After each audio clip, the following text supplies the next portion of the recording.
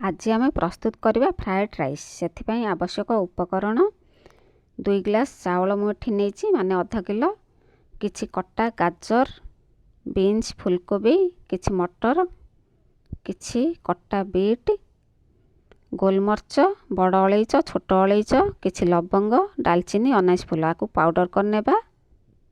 फुटण पर किछि गोलमर्च, तेजपत्र, आवश्यक अनुसार तेल, लुण। चाउल को बर्तमान गोटे पात्र रे दे पानी दे भल भाव धोई सफा करी आधा घंटा भिजई नेबा। परिबा को एमती छोट छोट करी काटी रखिबा।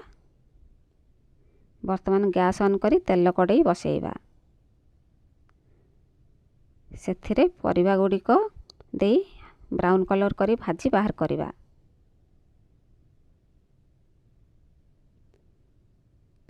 एमती ब्राउन कलर करी सबु परिबा गुड़िक भाजी बाहर करने। बर्तमान आमर सब परिबा गुड़िक भजा हो जाइछि। बर्तमान गोटे पात्र बसैबा। सेथिरे दे देबा 2 चामच तेल। तेल गरम होबा परे सेथिरे दे देबा तेजपत्र, गोलमर्च फुटिबा परे चावल को आगरु भिजई रखिथिबा पानी निगाड़ी नेइथिबा सेथिरे दे देबा। चावल को सेथिरे दे हल्का ब्राउन कलर करी भाजीबा। एपटे गैस ऑन करी आमर गरम पानी बसई नेबा। मुठी 2 ग्लास चावल नेइथिली, 4 ग्लास पानी सेठी गरम करुछि। वर्तमान आमर हल्का ब्राउन कलर होई भजा होइलानी चावल। सेथिरे दे देबा आवश्यक अनुसार लुण। मटर भी एथिरे दे भाजी नेबा।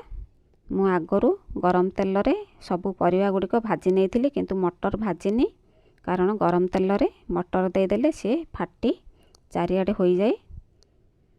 सेथिपई चावल संगरे मटर भाजी नेबा। वर्तमान आमर भजा होइलानी। एपटे पानी भी गरम होइलानी।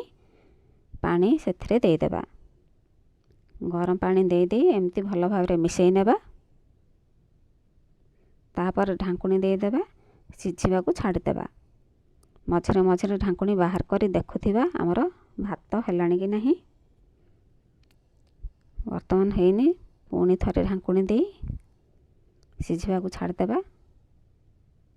वर्तमान आमर भात हो गलानी।